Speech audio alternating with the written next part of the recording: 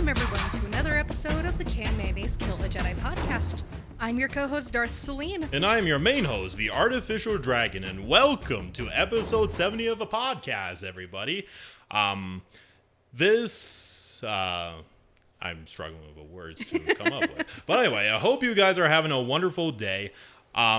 This is our 70th episode. Nothing particularly special. The 69th episode was the last one, which was very noteworthy.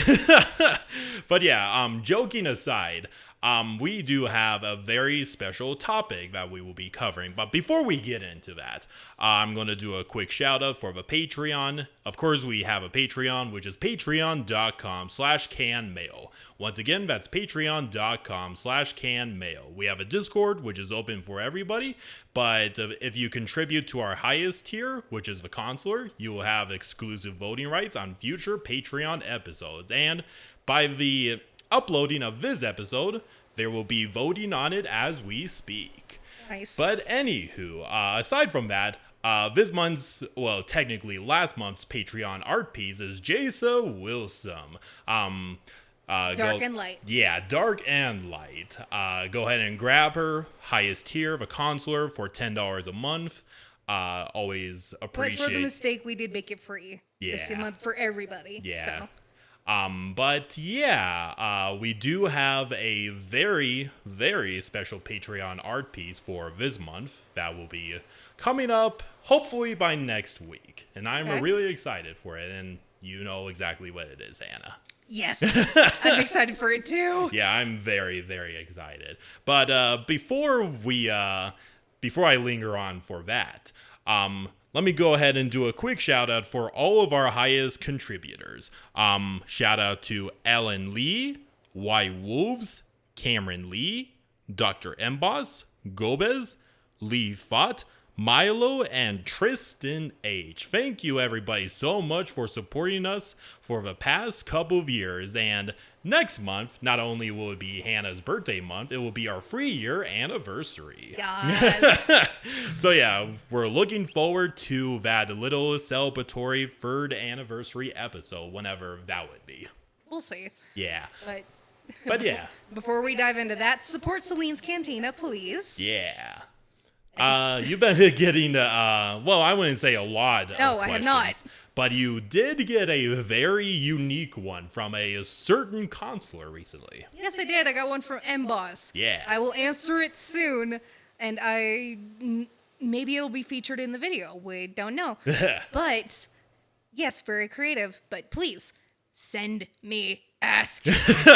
I have 3 currently sitting in my inbox. I want my inbox to be, at least 15 questions deep. So in case I do get writer's block, I can have something to fall back on. Well, don't worry. I'll throw you a couple of them because I will admit, Emboss, that question was very creative and I want to dethrone you for that creative question. But anyway, with that aside, Hannah, what are we doing today? Okay, specifically, who are we covering? Yes. We have been doing a lot of heroes recently, and I think it's fair time to go back to the other side. Yeah. We're going to go back to form. Yeah, because let's be honest, villains are a lot of fun. Yes, they are. But more specifically, Hannah, we will be covering the second apprentice of Darth Sidious. You know him as Count Dooku. I was going to say it. Well, you could call him by his other known name, Hannah. Darth Tyrannus. Yeah, his Sith name, Darth Tyrannus. Gotta admit, probably the most badass Sith name out of the 3. There are some pretty badass Sith names that can come up in Legends and canon. Oh, absolutely. Debatable for canon. Kind of want to throw this out there. Didn't you know there's a Sith Lord named Darth Millennial? Yes. Such a dorky name. But anyway, we're kind of going off topic with Sith names over here, Hannah. But anyway, as a little discretion, as we always do with character episodes, and especially with movie characters. Mm-hmm. This is going to be a long one. It will be a fairly long one, and we're not going to be diving into the deeper intricacies of them. We're going to try not to. Yeah, this is basically the Cliff Notes version. Like, if we talked about all the shit that Count Dooku's been up to since the Clone Wars, we'd be here all day. Yeah, but other character episodes where we have said that have still been over 2 hours. That is very fair, Hannah, but we're going to try our best to condense a little bit, because I know that you specifically brought over Dooku Jedi Lost as a little reference for later. Yes, but this is canon reference. Yeah. We'll be doing... This is going to be a mix of Legends and canon. Yeah, I will be... because mostly I am much more educated, so to speak, on Legends Dooku than I am with canon Dooku. I mean, I know the somewhat important stuff for canon Dooku, but it's pretty much the same on the surface, I believe.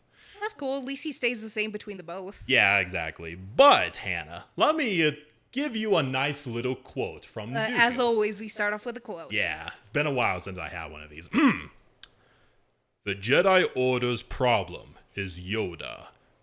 No being can wield that kind of power for centuries without becoming complacent at best or corrupt at worst. He has no idea that it's overtaken him. He no longer sees all the little cumulative evils that the Republic tolerates and festers, from slavery to endless wars, and he never asks, why are we not stopping this? Live alongside corruption for too long, and you no longer notice the stench. The Jedi cannot help the slaves of Tatooine, but they can help the slave masters. Yep. Yeah. He's got a point. Yeah, he's got a very good point. Also, here's an additional quote which made me giggle when I first read it. Basically Anakin Skywalker and Obi-Wan saying da-da-da-da, and Dooku's all like, unless one of you happens to be carrying Yoda in his pocket, I hardly think I shall need one. I think that was pretty funny when I first read it. That is very funny.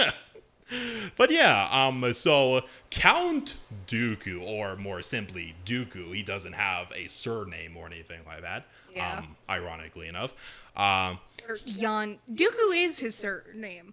His name is Jan Dooku. Jan Dooku. I would assume that is canon Dooku, because in Legends he's simply named Dooku. Probably. Yeah. I don't know. But yeah, Mr. Dooku was born 109 years before the Battle of Yavin, so he's a old boy.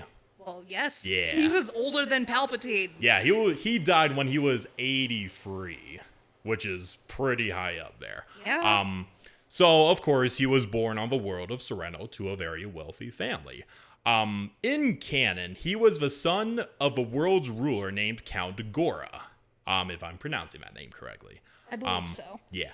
And depending on which side of the story you're looking at, his parents were either very proud of his abilities in the Force and willingly gave him up to the Jedi Order, Not in canon. or in canon, his father saw him as a freak and just left him at the steps of his palace. He abandoned him outside. He abandoned his infant son outside and called the Jedi. Yeah, he's like, what the fuck? I've got a fucking dumpster baby over here. Pick him up. God damn. Fucking grade A parenting right there. Father of the year. Oh, boy. Well, at least he did tell the Jedi to pick his ass up before he got eaten by the wolves or whatever. Oh, yeah, great. That's so redeemable.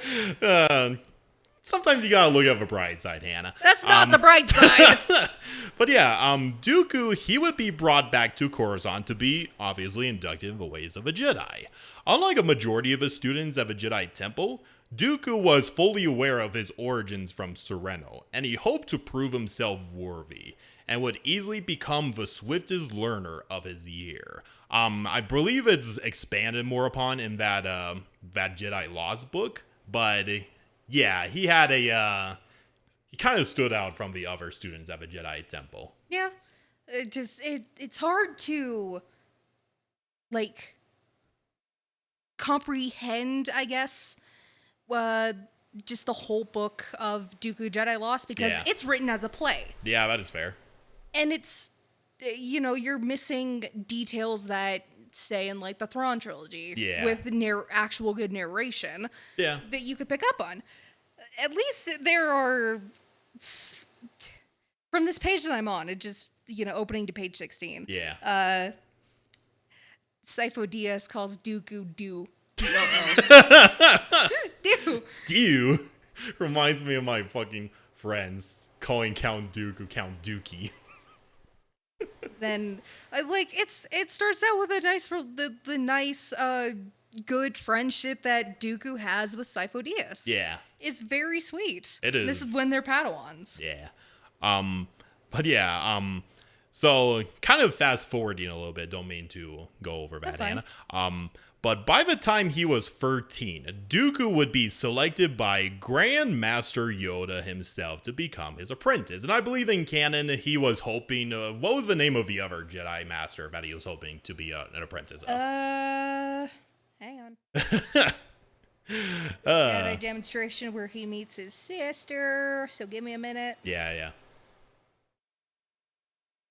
So yes, Dooku does have a sister and a brother Yep. in canon. And his brother does not like him that much. No. But he and his sister got really, really close. They got very close, which is very sweet. Yeah, they secretly kept in contact with each other while he was at the Jedi Temple, which I think is incredibly sweet. Sorry, I'm trying to find it. Oh, boy. Master Kastana. There we go, Master Kastan, because... Kastana, okay. Anyway. I think she stands out for Dooku because she looks into more of the Sith stuff. Yeah. But I think she also has a convor like Ahsoka does. Of course, yeah. We don't know what happens to her after Jedi Lost, do we? I don't think so. That's I think she's unfortunate. like a book specific character. Yeah, that's unfortunate because she sounds super interesting. Yeah. But that aside, I'd have to either reread or listen to the audiobook again. yeah, because if I remember in the book, Dooku was kind of picked last by Yoda because she was more interested in Sifo Dyas because of his future seeing ability and all that. And Dooku was like, oh, what the fuck? It's not like, oh, I didn't get picked by the master I wanted. But you literally are wanted by the fucking Grand Master of the Order. Yeah, exactly. Hey, it's better than nothing, and what a great second option, right? I know, right? But yeah, in Legends at least, it doesn't have any mention that Dooku and Sifo Dyas became childhood friends. He instead had a childhood friend and fellow Padawan, Laren Nod, which if you slightly recall from the QuiGon episode, they kind of become rivals later. How long ago was the QuiGon episode? But, so they became close friends, but Nod, he became so jealous when Dooku was selected by Yoda himself that he wanted to gain an edge over his friend, and he one night decided to steal the Dark Holocron, which is basically a very forbidden Sith holocron that no apprentice is allowed to get. Yeah. And same thing kind of happens in Jedi Lost. The Yeah. Padawans are going to look for the dark Jedi, the Sith secrets hidden in the Yeah. temple library. Yeah. And they get caught. Yeah, of course they did. And Dooku, he finds out that Nod has the Dark Holocron. He goes up to his friend's room and he's like, okay, Nod, I get that you want to dethrone me, but go ahead and give back the Dark Holocron. And then Jedi Master Oporan Sissus comes in and he's like, there's the Dark Holocron. Which one of you little shit stole it? Of course, he didn't say those exact words, but you get the idea. Yes. And Nod, he was so freaked out that he's like, Dooku stole it. And Dooku's like, Fucking course. It's like, motherfucker, what the hell? Just thrown right under the bus. Yeah, exactly. And Dooku was too shocked to even rebuttal. And then Oporan Sissus just took the holocron back. He's like, keep an eye on you, Dooku. And Dooku's like, The fuck? And then later, Nod had the gall to walk up to Dooku and ask him to cover for him.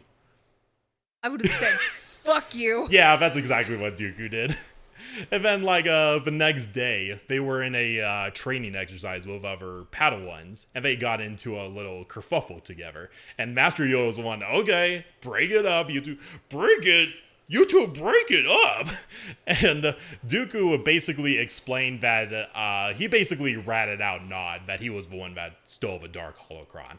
And his... Well, he did say, I'm not going to fucking cover for you. Yeah, exactly. And this little testimony basically got Nod kicked out of the Jedi Order for good. Oof. I think he served in one of the corps, if you remember those. Yeah, the Agri Corps, the Education Corps, Yeah. da-da-da-da. I'm not sure which corps he went to, but he got relegated to one of those, and he hated Dooku's guts for that. Which is, I mean, it is his fault, but yeah. It was his own fault. It is his own Dooku fault. was at least trying to be good at that time. And after that little incident, Dooku basically developed his hardened mentality of forming attachments, because in the end, everybody will betray you at some point. That's his basic mentality, which kind of tries to pass on to Qui-Gon, but didn't really take. He tried. Yeah. Qui-Gon was too much of an unconventional Jedi to understand and accept that. But Yeah, exactly. But eventually, through the tutelage of Yoda, he also had an additional Jedi Master named Thelm Cyrillian, who is a Corellian Jedi Master, fun fact. Let me actually visit the section where we get into the good shit of how powerful Dooku is, both as a swordsman and as a Force user. So under the tutelage of two Jedi Masters, Dooku became the master of Form 2 Makashi, the most elegant form of lightsaber combat ever. which is my favorite lightsaber form. Oh yeah, absolutely. And it is noted at the time as an obscure form, as it was geared toward lightsaber dueling, which is an absolute rarity at the time, because the Jedi aren't exactly fighting Sith on the daily. That's how many years before the Phantom Menace? Okay. It's a long time before the Phantom Menace. It was, yeah.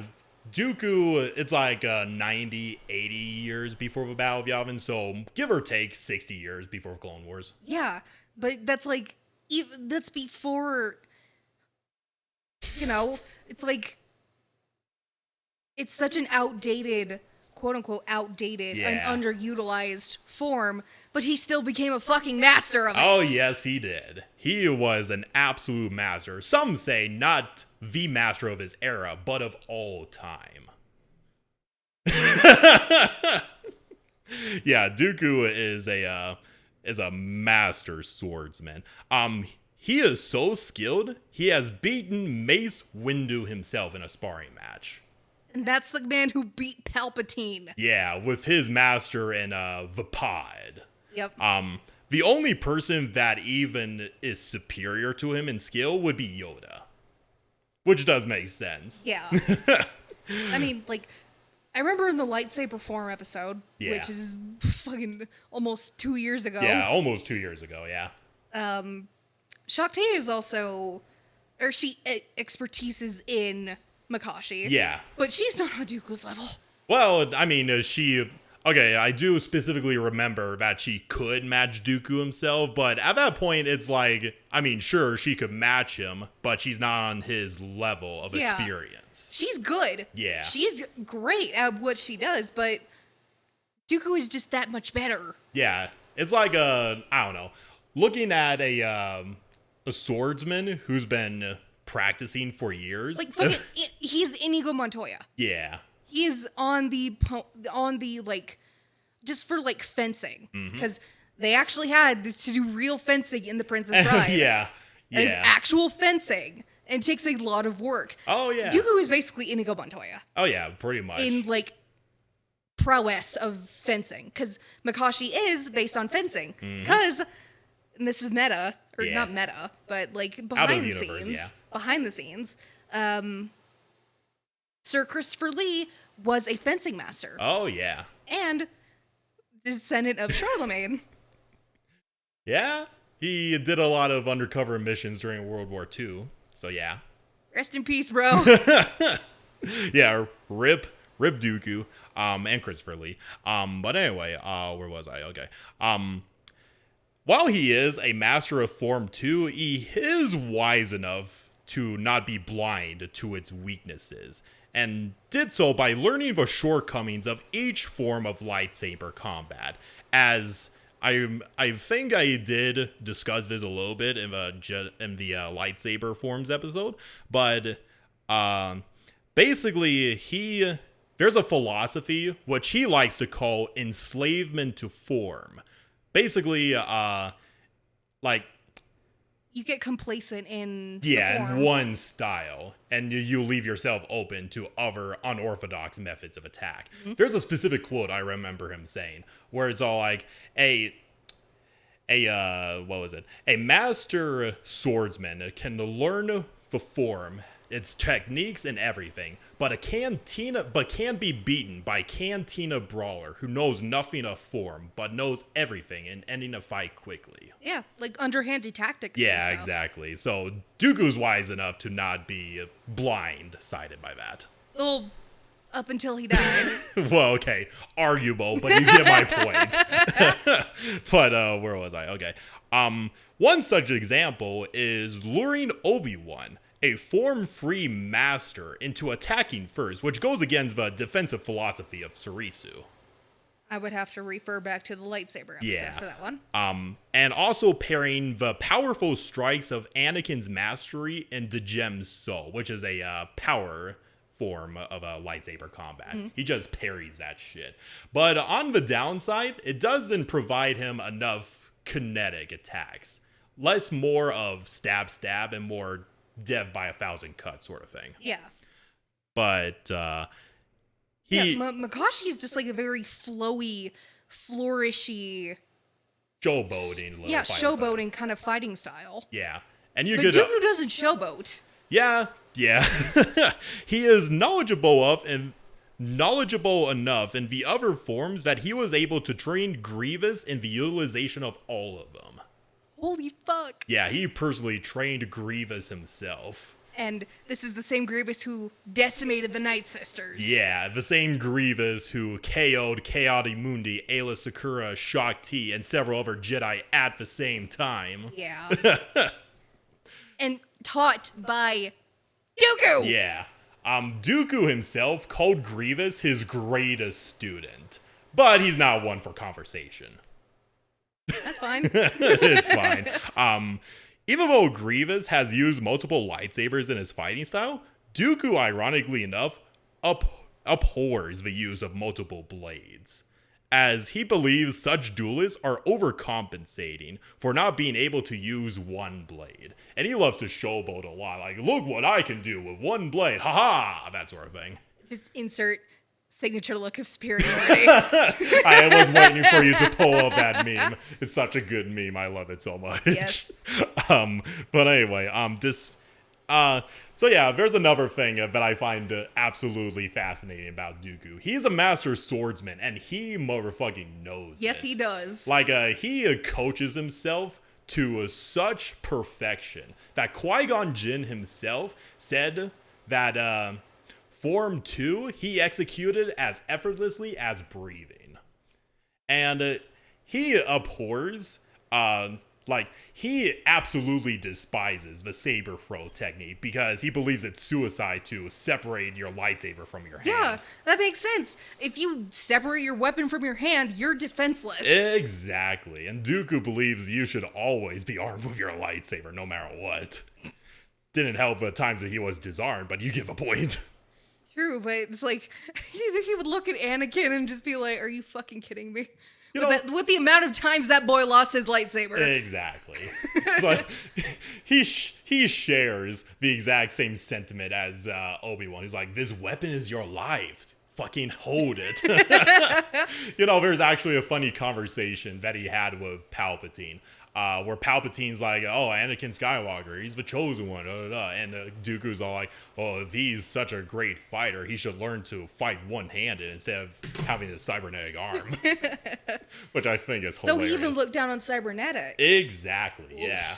Yeah, that was one of the things he absolutely despised about Grievous, is that he's a unfeeling machine. But regardless, he still calls him his greatest student. He still is a death machine. Yeah. A very effective death machine, I might add.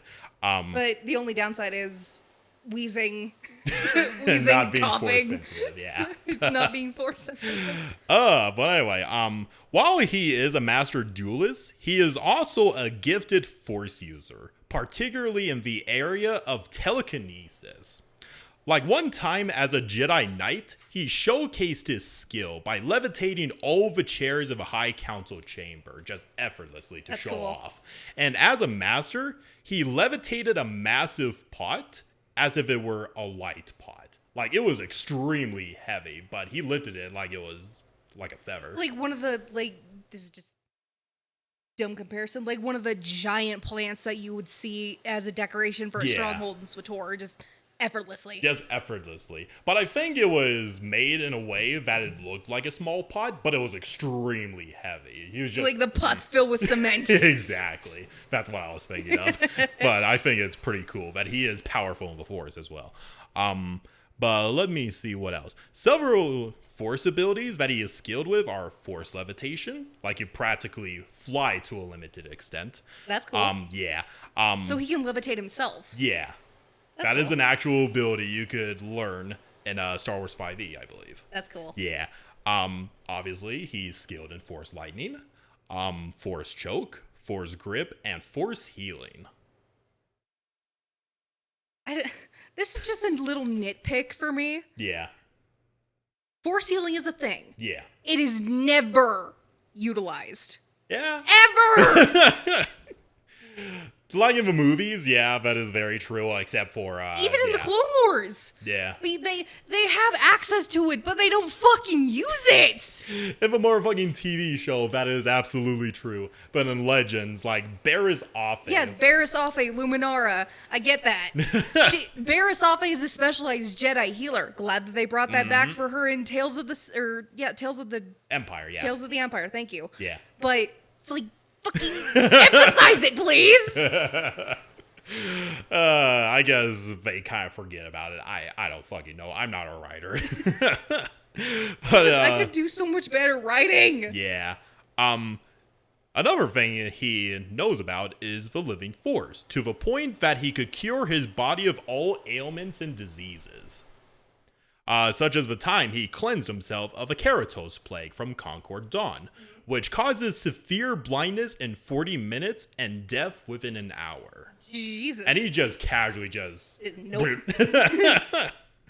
He also possibly animal animal bonding.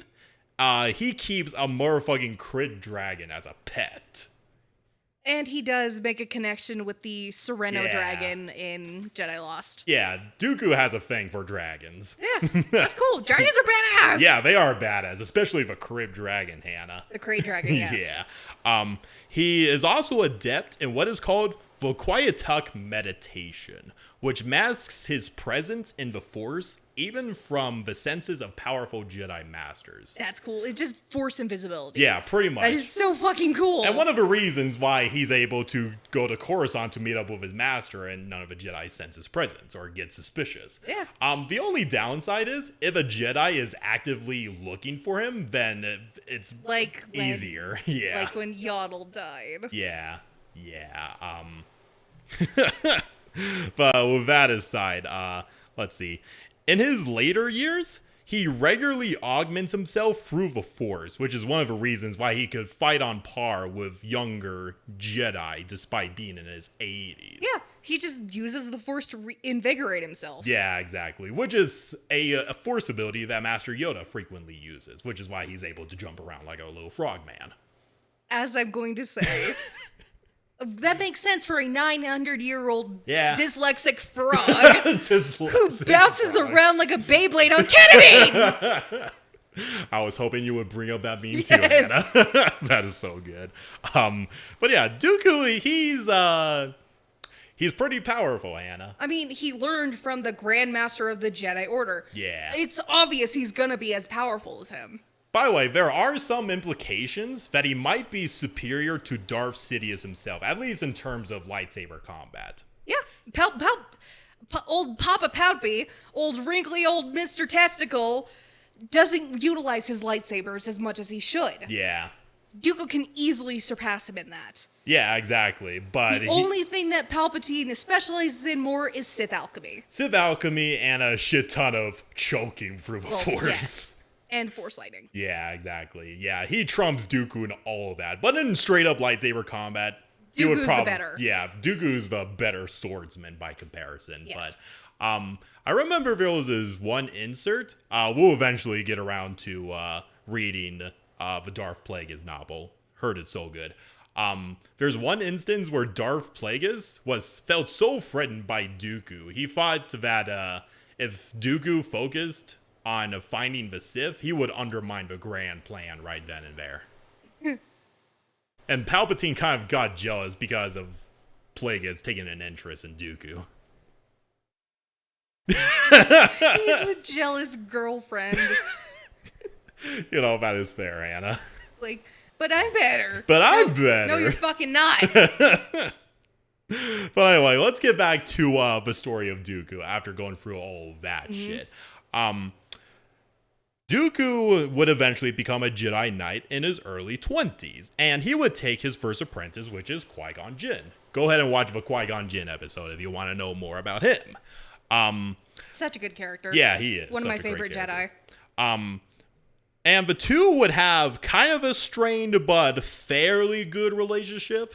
I mean, they were basically father and son. They Pretty still had a much. good father-son relationship. Yeah, but obviously they had It was different still kinda outlooks. rocky. Yeah, it was kind of rocky. They had their moments together, and clearly Dooku valued him as kind of like a son. But I wouldn't. Yeah, it's kind of a little rocky, so to speak. But Dooku obviously valued him. I mean, Dooku probably didn't have that good of a relationship with Yoda. Yeah, that is fair. You know, I'm not sure how far you went into the Yoda Dark Rendezvous, but I've not even touched it. Okay.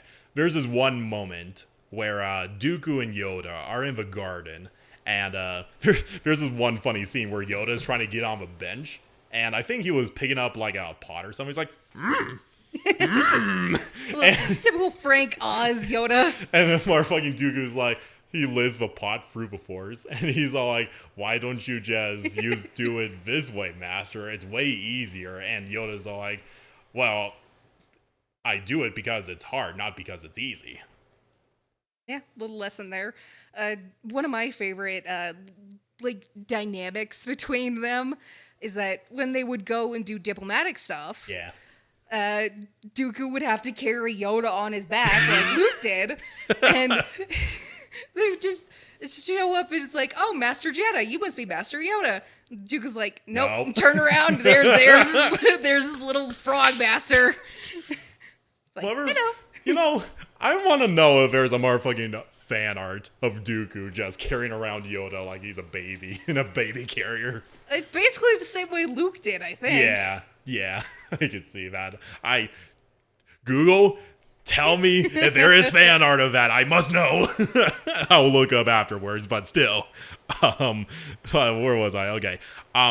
Qui-Gon kind of pushed back against Dooku's paranoia on forming attachments. Especially when Dooku kind of quote-unquote reunited with Nod, who led a pirate gang, and Dooku was on the brink of killing his ass, but Qui-Gon was like, no, don't kill him. This is not the Jedi way. That sort of little dynamic.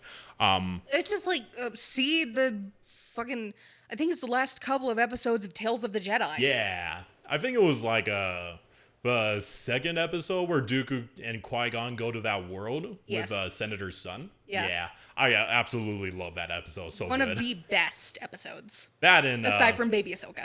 Yeah, Baby Ahsoka was also good. Baby Ahsoka is so cute. Yeah. But yeah, Dooku, kind of going back to canon, because it is very representative, but I'm just going to go back to canon anyway. I do love that Dooku actually values the common citizens of the galaxy and saw the corruption of the Republic for what it was. Yeah. I mean, everyone. If you ask anybody, is the Republic corrupt? Yes. Oh, yes, it is. It fucking is. But they try and hide it under democracy. It's like, no, that's not going to fucking work. Yeah. Saying the Republic is corrupt is like asking, Does a bear shit in the woods?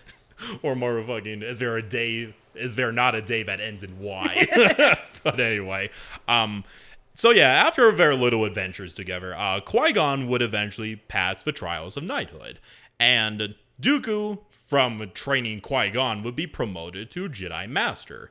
And afterwards, he became a renowned lightsaber instructor whose teachings were recorded on the Great Holocron. The Great Holocron is basically the greatest accumulation of Jedi knowledge in the entirety of the archives and all that.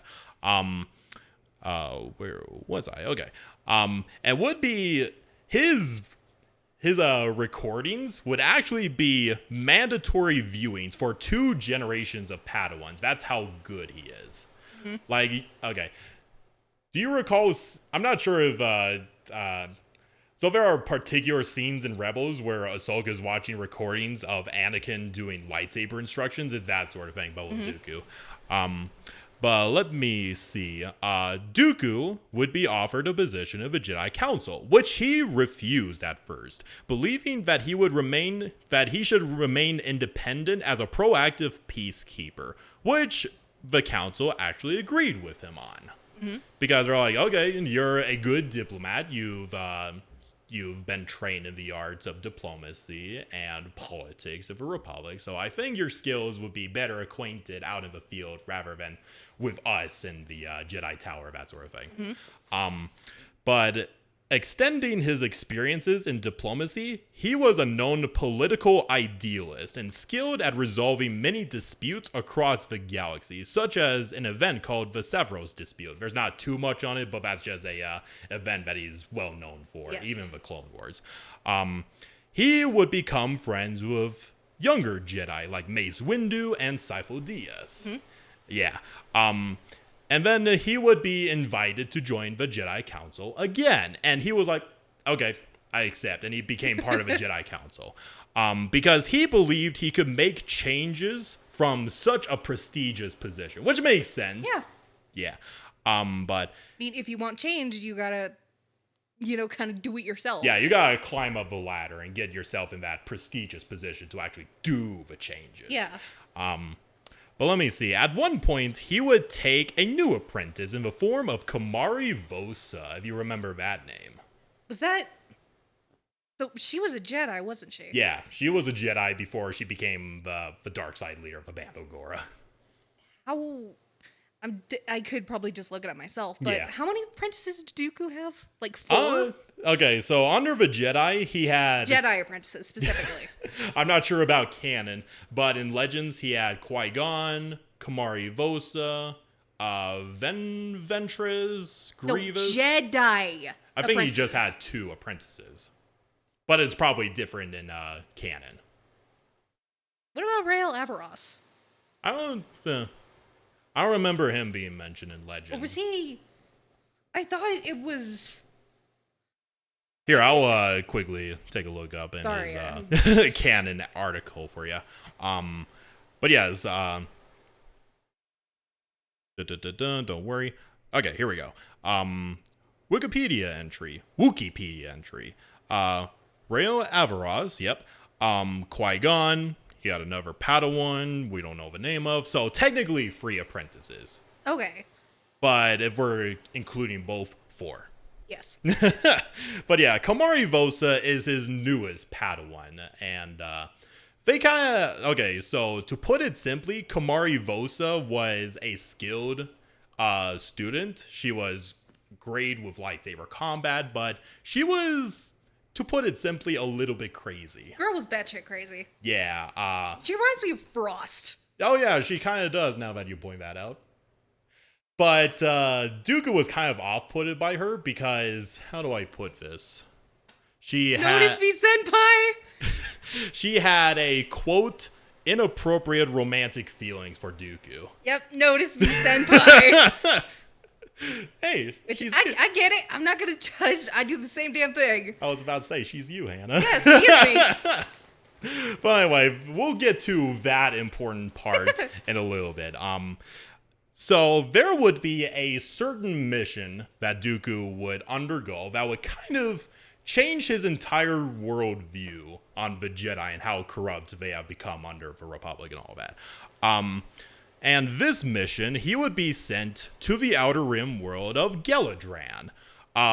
Basically, the governor of that world called for emergency aid from the Jedi when Mandalorian mercenaries brutalized the locals. You know, classic war crime sort of thing. The task force was ill-prepared and it composed of 20 Jedi, including Dooku and Kamari Vosa.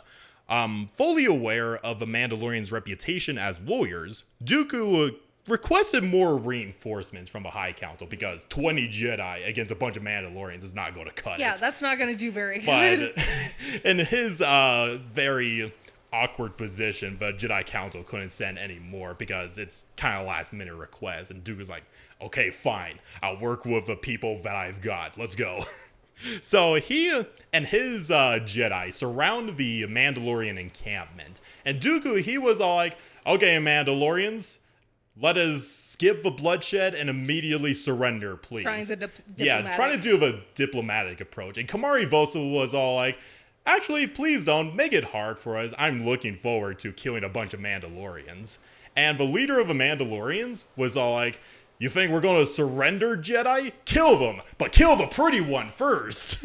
Kill the pretty one Yeah, first. Basically. Goddamn. And they have this entire fight between the Mandalorians and Dooku's Jedi. And it was kind of one-sided, the Mandalorians. So they did the blaster options. Didn't work against the Jedi's Obviously lightsabers. fucking not. And the Mandalorian leader was all like, discard your weapons, use rockets instead. God damn. And it was just it was a complete brawl between both the Jedi and the Mandalorians. But pretty much at the end of the day, all of the Mandalorians got killed by the Jedi. And I believe 11 of the 20 Jedi were killed. 4 of them were actually beat to death by the Mandalorian leader with his bare fists. Oh no. And Dooku, his Jedi surrounded his one Mandalorian amongst a corpse of his comrades. A sea of corpses. Yeah, and Dooku was just, I wouldn't say traumatized. He was just looking in the distance like, what have we done? Because obviously he was trying to do the diplomatic approach, but he lost a crap ton of Jedi in the process. Yeah. But long story short, they got the man, the leader of the Mandalorians, took him to the governor of Geladran, because initially Dooku wanted to bring him in for justice, but the governor of Geladran wanted the Mandalorian for himself, and Dooku, the Jedi are servants of a republic, so he's kind of like, fine, take him. And that Mandalorian Dooku would find would be Jango Fett. Oh shit. So that was their first interaction together. Damn. Yeah. He wouldn't know about this until many years later, but gotta connect the dots a little bit. Yeah, that's cool. Yeah. So also the moment where Jango Fett became a legend by fist fighting 4 Jedi to death. That cannot believe Jango Fett beat 4 Jedi to death with his hands. Yeah, he's kind of a Giga terrifying. Chad. Yeah, he's kind of a Giga Chad, Jango Fett. But anyway, and this kind of spurred Dooku to try to investigate more into the matter, because long story short, Dooku didn't get the full story until later. Basically, Jango Fett's Mandalorians were working for the governor of Geladran, but the governor was secretly working for Death Watch, who wanted Jango's boys to be killed because, they're eternal rivals. Yeah. And the governor was basically playing... he's doing double agent. He's doing the double agent thing, telling the Jedi, hey, these Mandalorians, these honorable Mandalorian warriors, they're killing innocent civilians, which was implemented by the Death Watch, who disguised themselves as Jango's boys and murdered a bunch of civilians. Oof. Yeah, so Jango Fett got the short end of the stick with that one. Yeah, what the fuck? God damn. Yeah. We'll eventually get to that entire story in Jango Fett's episode, whenever that will be, but it's actually kind of exciting. But put it in the pile of other fucking things we have to cover. Oh yeah. Also, from that entire little confrontation on Geladran, Kamari Vosa personally killed 20 Mandalorians. Damn. Yeah, she is terrifying. Yeah. And that was her as a Padawan, mind you. God Yeah. Crazy and powerful. That's a scary combination.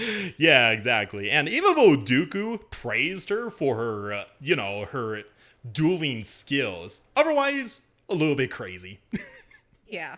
in more ways than one. But Bitch is knuckin' foots. yeah, so crazy, in fact, that Dooku refused to recommend Vosa to the trials of knighthood, which infuriated her. And Vosa was like, okay, fuck you, Master. I'm going to join this mission to repose this dark side cult. She never turned up afterwards. You want to know what that cult was? Was it the Geonosian cult? No, the Bandogora. Okay. Bandogora, basically they're a dark side code that do drugs. Oh. But basically, Kamari... Okay, she's literally this universe's Frost. Pretty much, yeah. I love the comparison that we're making to Mortal Kombat. I can't help it. I'm a Mortal Kombat fan too, but Yeah. it's like... She's literally this universe's Frost, except Yeah. she didn't have to kill her mother. Yeah, that is actually true. But yeah, after that incident, they assumed Kamari Vosa is dead because, well, they didn't Just find the assume body. she didn't turn the fuck back up. Yeah. Okay, she's dead. And Dooku kind of used this incident, along with Galadran, as an example of the Jedi wasting lives for political gains, basically. Yeah, this is when he started to really become disillusioned with the Jedi. Yeah, slowly but surely. And he would become more withdrawn by the Jedi Order. Something which caught the attention of a certain someone. That would be Sidious. Yeah, Sidious, he was kind of looking for allies. I think he still had Maul and is still... Maul is his assassin. Yeah, Maul is... Well, okay, yes, his assassin, but for all intents and purposes, still his apprentice, so to speak. Quote unquote. Yeah. But Palpatine, he's still looking for allies because, he's got grander ambitions as the Supreme Chancellor. Wasn't Plagueis still alive? Yeah. Long story short, Plagueis was still alive when... So it still circumvents it's still not following the rule of two. The Master is still alive. The apprentice is trying to overthrow the Master, so Maul is not his apprentice. Yeah. He's his assassin. Just like how Ventress was Dooku's assassin. Yeah, I know. Master takes after Master pretty well, huh? Yes. But anyway, so Palpatine would find a potential ally in Dooku because they would have frequent meetings together because, Dooku's the political idealist as well. So Sidious, he would kind of have private meetings with Dooku to kind of just gauge what his viewpoints are and what he could be as a potential ally. And Dooku, he was having these thoughts that the Jedi were basically useless, and he needed to find other ways to accomplish his goals. And Palpatine's like, oh, I get you, Dooku, I get you. I might know a couple people that could help you out. That sort of devil on the shoulder kind of speaking him into a path. But yeah, and this is how the CIS is born. Yeah, well, eventually. But ultimately, what made Dooku resign from the Jedi Order was the death of QuiGon Jin. Yep, in canon and Legends. Yeah, in both. I also find it very curious because in canon, he basically... in the novel series anyway, he led the Jedi Order because, he's got to take care of Sereno and everything. Yeah. But in... Hell, in this, he says, I would rather like to take care of Sereno.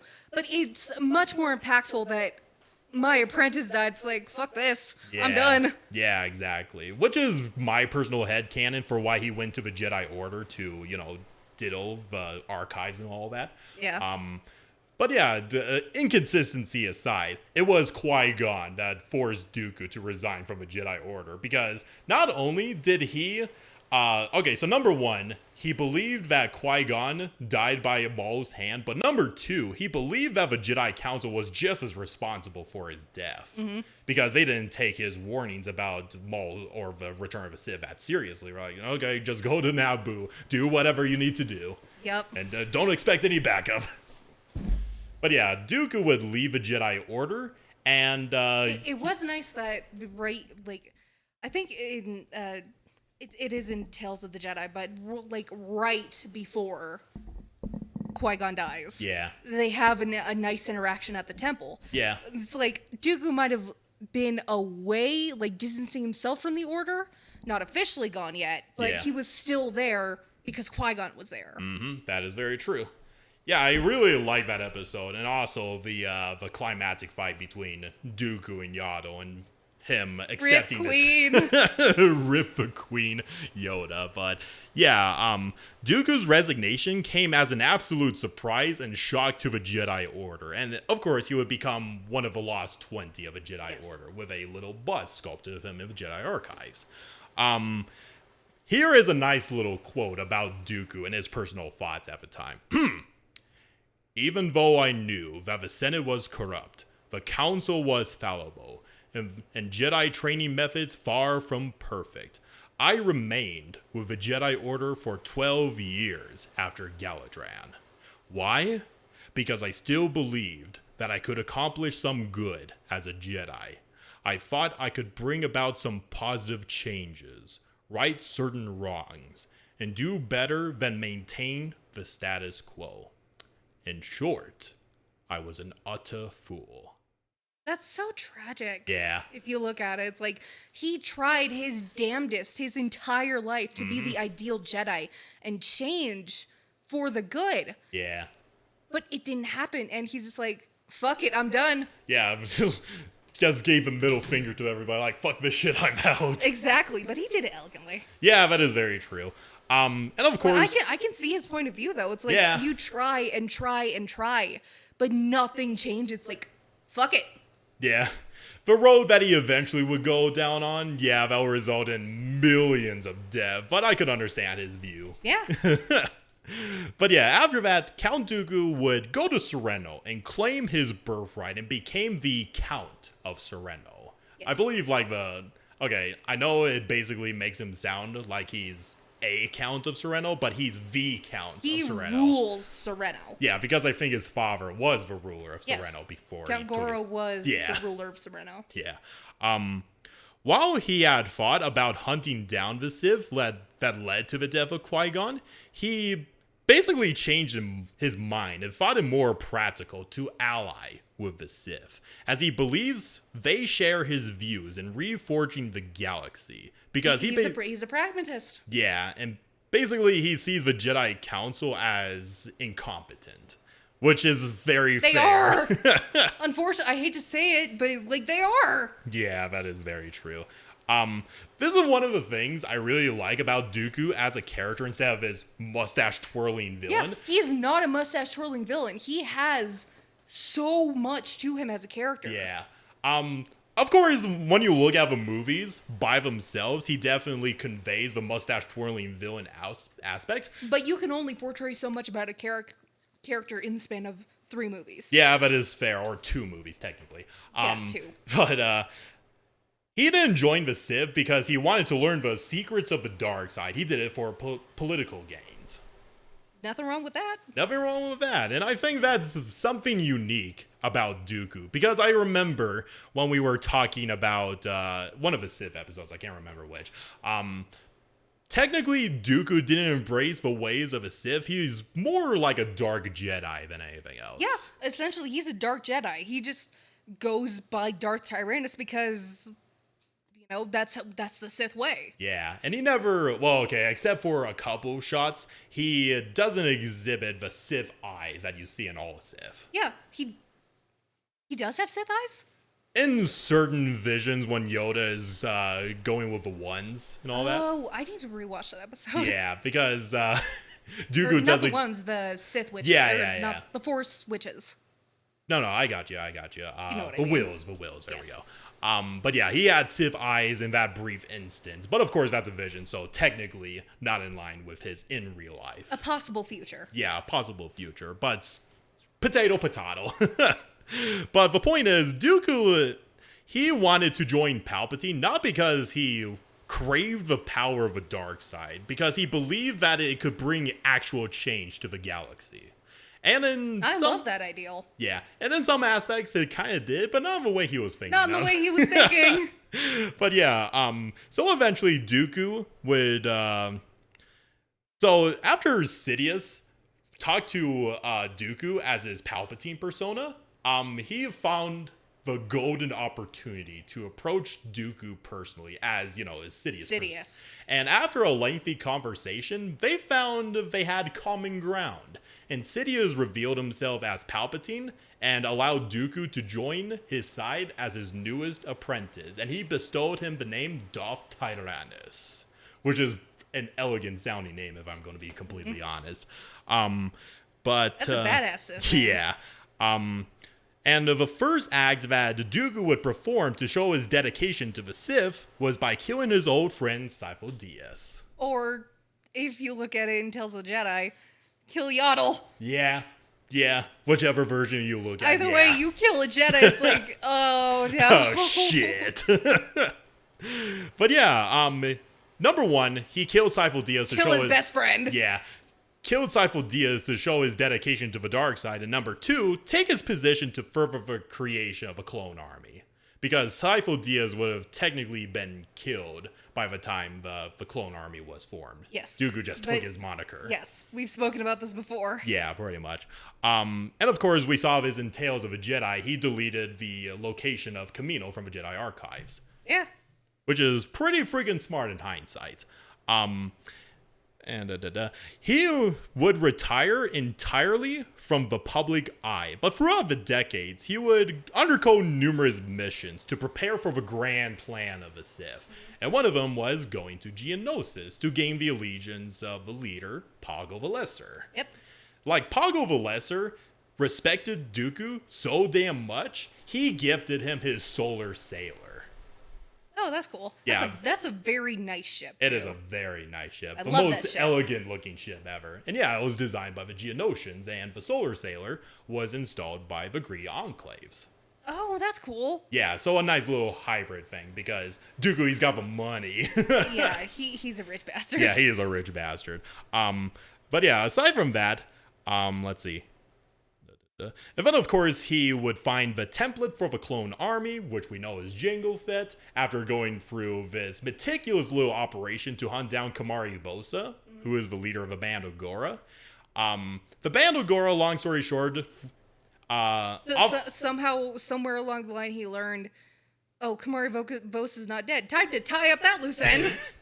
Okay, number one, once he found out that Kamari Vosa was leading the Band of Gora, he thought that she could serve as a potential ally in the future, but she served too much of a problem for Palpatine. She was too crazy. Yeah, she was too crazy. And Palpatine said that one thing that Dooku overlooked made him clumsy in his eyes. Yeah. We'll eventually... Go fuck off, Darth Raisin! But no, it's kind of funny because twice... because there was another thing that Dooku overlooked, and Palpatine was like, this is not the first time you proved yourself clumsy, Lord Tyrannus. Yeah, Darth Raisin can go fuck himself.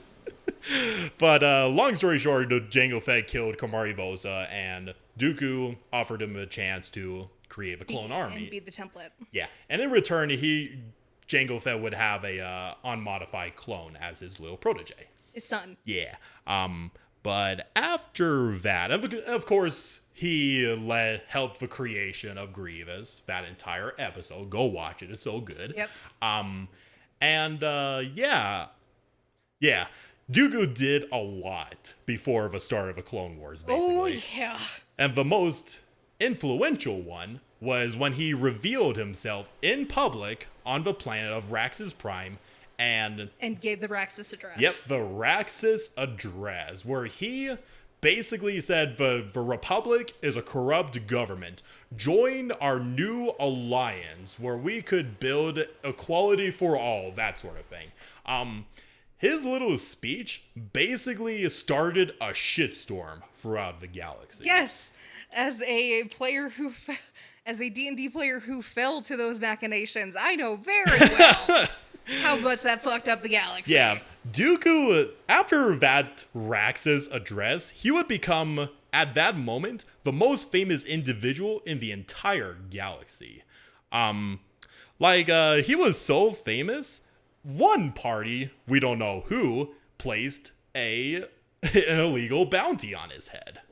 Yeah, obviously it didn't work, but... Obviously it didn't work. Yeah, and autobiographies on Dooku's life would become bestsellers overnight. That's cool. Yeah, and even mere rumors of Dooku's sighting on some backwater world were headlines for the Republic Holonet for weeks. Yeah, it's like just fucking. It's like those dumb news headlines that you see online. Or like tabloids. Yeah, tabloids. That sort of thing. Sighting of Donald Trump in this city near you.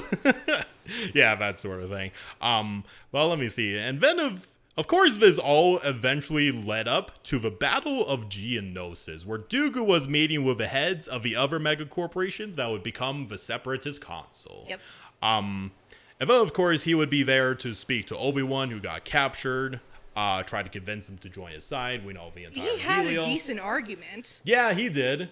And he was all like, hey, Obi-Wan, by the way, there's a Sith Lord in control of the Senate.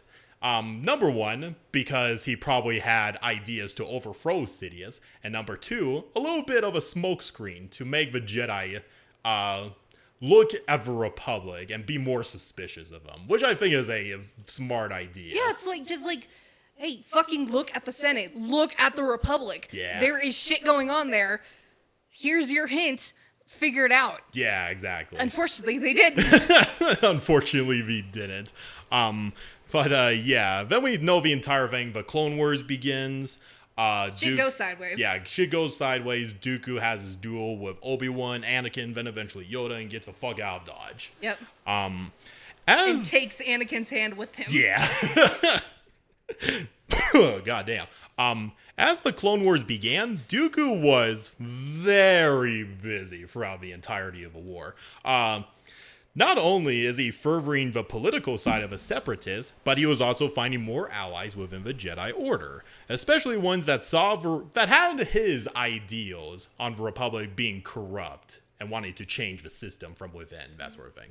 And one of these allies, so these following of Jedi that defected to the separatists, they would become Dooku's dark acolytes, who basically served as his spies, assassins, and military commanders. Yeah, basically his hand. Yeah, pretty much. And Asajj Ventress is the most famous one of them. Yes. Yeah, and we'll do an entire episode of her in the future. Ventress needs her own episode. Yeah. I'm surprised we haven't gotten recommended that. That is very true. She is a underappreciated character in my own opinion. Yes. But yeah, we'll eventually do a Ventress episode. Just you wait, Hannah. But yeah, let me see. Yeah, Ventress is a character I never even thought about covering. Yeah. Until now. But yeah, pretty much throughout the entirety of the war, Dooku would be fully aware of the Civ Grand Plan and how meticulous it would be. Like, he planned numerous strategies for the war effort, but took special care to sabotage some battles to make the Republic have a decent fighting chance against the Separatists. Yeah, he's making the fight fair. If it's going to be a war, there's got to be some wins and some losses. Yeah, exactly. Some wins and some losses. Yeah. And of course, due to his natural charisma, he won many more worlds to his side, and he even drew the motherfucking bounty hunter Dirge to his side. Yes, and he also got Aigo. Yeah. Non-canon, of course, but... That is very true. He did get the World of 1,000 Moons for a time in the D&D campaign, yes. But yes. However, but then immediately fucking abandoned it. Yeah. However, he suffered several setbacks, such as the time he got captured by Hondo Ohnaka. That's so funny. Yeah. Being forced to kill Ventress because Sidious saw her as a threat, basically. But miraculous, she survived. Yeah, she survives and gets help from the Night Sisters. Yay! And surviving multiple assassination attempts by the Night Sisters and Savage Opress. Failing to overthrow the new Mandalorian government with Death Watch. Being captured by Maul and briefly possessed by Mother Talzin. Betrayed and briefly turned into a vampire at one point. The fuck? Yeah, that actually happened once. Okay.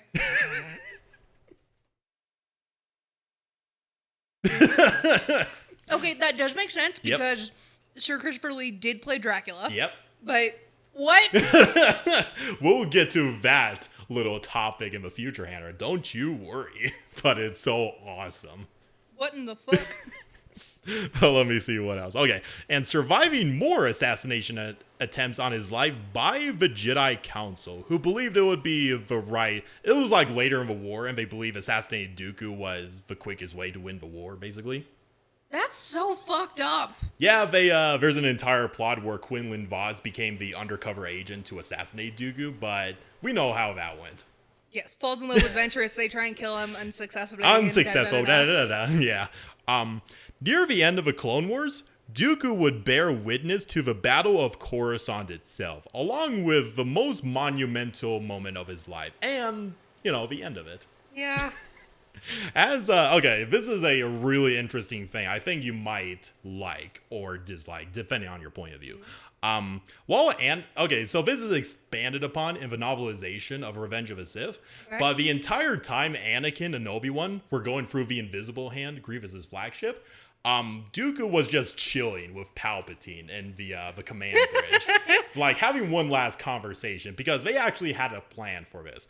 Basically, of course they did. Yeah. Basically, Palpatine's plan was like, okay, Dooku, you're going to fight Obi-Wan and Anakin, make a whole show of it, kill Obi-Wan if you can, toy with Anakin a little bit, to have him go to the dark side, he's going to overwhelm you. Then I come in, reveal myself as a Sith, have Anakin join our side, and we'll take you in as a quote-unquote prisoner of the Republic. And, I'll make sure you come out of this alive. Guess what? That didn't fucking happen. But yeah, basically, contrary to what most people would believe, Dooku was fully aware that Palpatine was planning to turn the Republic into the Galactic Empire. He knew all of this from the get-go. What? How would he not? Yeah. Like, he's that fucking smart. It's like, okay, yeah, an empire's on the horizon. That's okay. Yeah. And he was fully aware that the Separatists was basically a Sith-controlled puppet state. They were just a sideshow. So it's basically, in layman's terms, Dooku was not ignorant. No, he was not. He knew everything that was going on. Yep, he knew Order 66. He knew the Jedi Purge was going to happen. He knew the Republic would be transformed into the Empire. And he was completely okay with it. Yep, he was. He even has his own personal visions of what the Empire would look like from his point of view. I'll get to that in a little bit. But basically, I kind of didn't like this characterization of Dooku in the novel, because basically he saw himself as a human supremacist. He hated aliens. Yeah. No, I don't like that. Which doesn't make a whole lot of sense to me. That doesn't fit with his character. Yeah, because he gained the respect of Pago the Lesser and all the other aliens of a Confederacy. I mean, he had a fucking Night Sister as an apprentice. And Grievous. Who's a Kalish. Yeah. It's like, he has no reason to be a human supremacist when he has so many alien allies. Yeah, exactly. But kind of a little bit of a headcanon myself. I think he saw it as more of a means to an end, because a lot of them aren't the greatest of people anyway. So, a couple of sacrifices, who cares? But yeah, basically, like, he plays all those aliens in positions of power as basically scapegoats for the eventual rise of a galactic empire. True. Which is fair. That's my personal headcanon, at least. Yeah. But it specifically says that he thinks humans are superior to all of the races. Dumb. Palpatine thinks that way. Yeah. Dooku would not think that way. Yeah, exactly. I mean, fuck. He grew up in the Jedi Temple, surrounded by humans and aliens. Yeah, exactly. That makes no fucking sense. Like I said, that part in the novelization, I don't completely agree with. No, I don't agree with that either. But his ideas on the Galactic Empire are really interesting. I want to hear this. Okay, let me go ahead and get to it.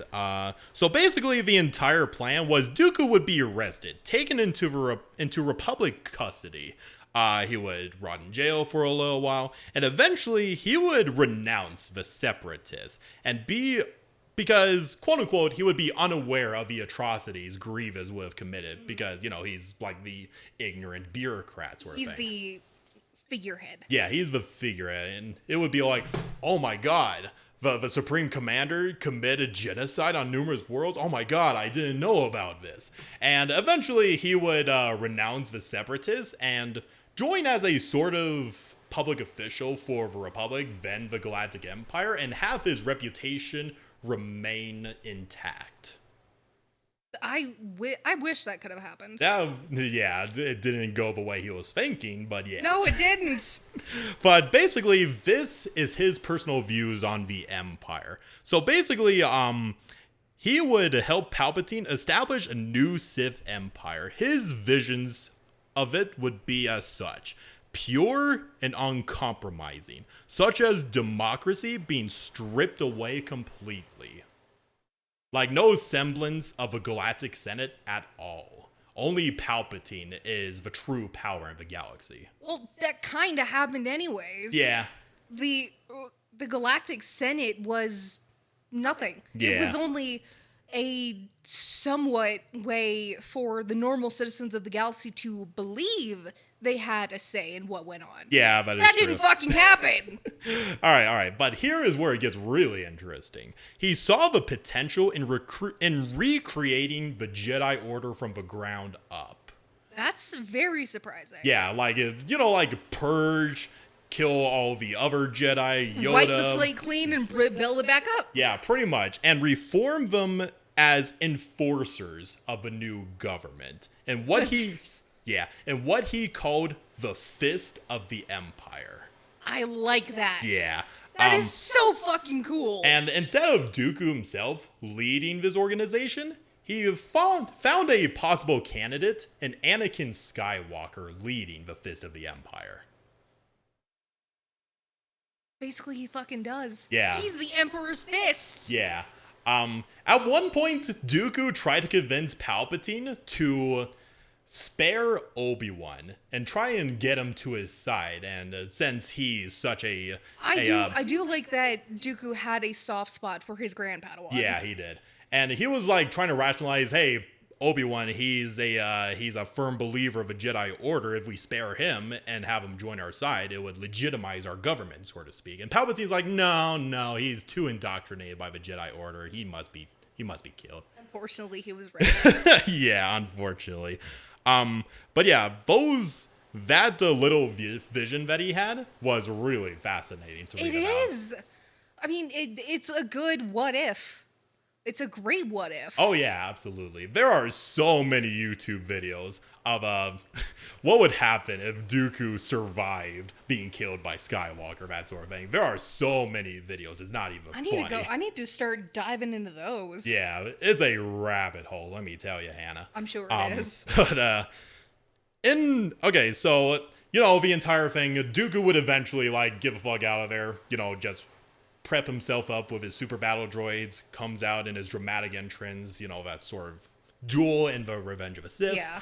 And in the novelization, he was practically toying with both Anakin and Obi-Wan at first. But, in the beginning, he was toying with them. But as the duel went on, he started to realize, oh my god, shit. They are actually going to defeat me. Holy shit.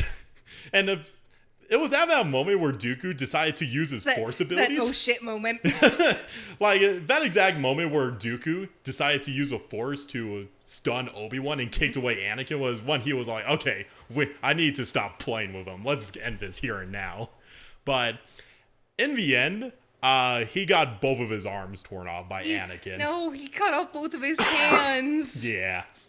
As a revenge for cutting off his. Yeah, and Palpatine, he was so shocked when Palpatine encouraged Anakin to kill him. You could see it on Christopher Lee's face. It's like, what the fuck? Practically in the novelization, he quietly begged for his life to be spared. But just the big old wide eyes, what the fuck?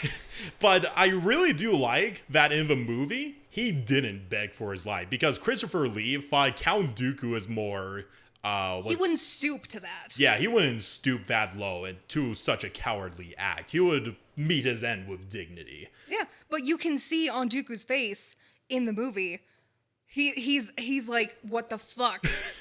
Like, why? But then faces his death honorably with his head held high. Yeah. And we know exactly how he died. And when the invisible hand was going back into Coruscant's atmosphere, his body burned up with the rest of his ship. That sucks. And then afterwards, Palpatine would later accept Anakin as his new apprentice. And the reality of the Clone Wars and Dooku's allegiance as a Sith Lord wouldn't be revealed for many years. Wow. According to propaganda by the Empire, Dooku never renounced his Jedi lineage. Instead, the Clone Wars was a, quote, Jedi plot the entire time.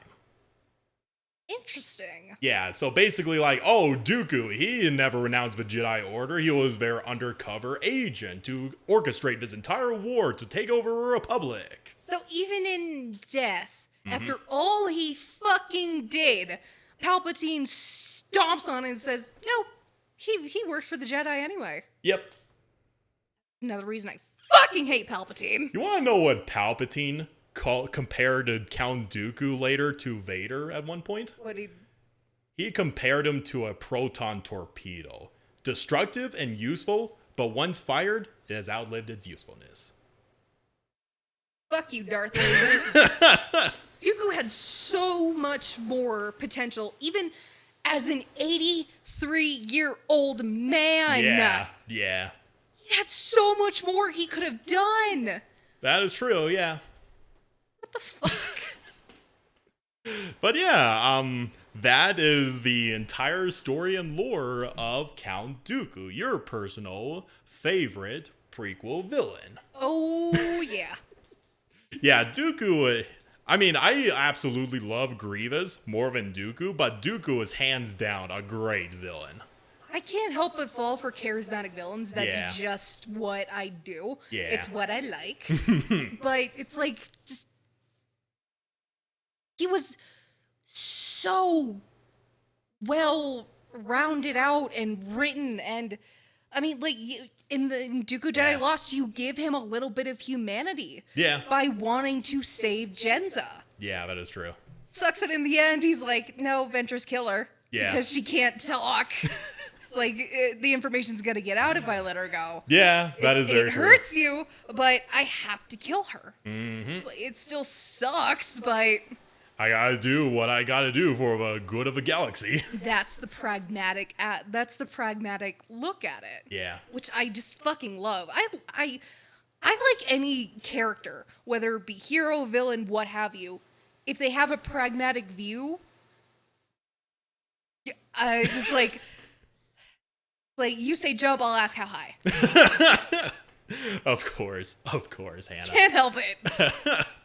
But yeah, Dooku is such a fascinating character. On first impressions, yes, he's an elegant-looking Sith Lord who's still a mustache-twirling villain. That's but only outside. that is on the outside. When you go more into his character with the novels, comics, and all of that stuff, there is much more to his character than meets the eye. Oh, yeah. And wait until we actually talk about his interaction with Yoda, him and Yoda Dark Rendezvous, because that is our next book club episode. Whenever that will be. Yeah, I'm not going to reveal too many spoilers, but there's this one moment where Dooku sent back this encrypted message to Yoda, and he's basically kind of pleading to him, like he's gone down this road too far, and he's asking to come back home to his master. Was it a farce? I think you know the answer, Hannah. Of course. Sith tricks. Yeah, but there was a slight semblance of hope on the end, at least. I do like, no matter how he ends up, depending on canon or legends, Yoda still says, you can keep your lightsaber. Yep, that is very true. And yeah, that is our episode on Darth Tyrannus or Count Dooku, if you prefer that name instead. Or, in this case, how hard can Hannah simp for him? Hey, I didn't overdo it this time. That is true. You did come in with the 2 memes earlier, though. I did not overdo it this time, but... Okay, yes. But I explained why. That is true. I followed it up instead of just hot. Hot. Because that man is a silver fox. Yeah, he is a silver fox. Yeah, Kamari Vosa would agree with you on that, Hannah. But yeah, the next episode will be a Patreon-sponsored episode. I'm actually looking forward to it. Yeah, Patreon-chosen episode. I'm actually looking forward to results because a lot of them are interesting. What did we... you'll have to tell me after once this is done. Any closing statements? Well, let me see.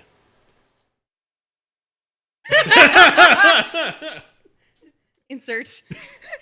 Yeah, I'm just doing I know the audience can't see it, but the signature look of superiority. I started doing that with Strahd in the Curse of Strahd campaign. Because Strahd is basically Dooku. Pretty much. I would love to see Strahd, Thrawn, and Count Dooku sit and have, like, tea. Yeah, that would be entertaining as hell. That would be so cool. But yeah, how about you, Hannah? You got closing statements? I think I've already said as much as I can say. That is true. I fucking love this character. Yeah. I'm sorry. I'm sorry that I like villains more, but it's just they're something that can't be helped, I suppose. But yeah, this is the way, and may the Force be with you. May the Schwartz be with you. Bye-bye. Bye.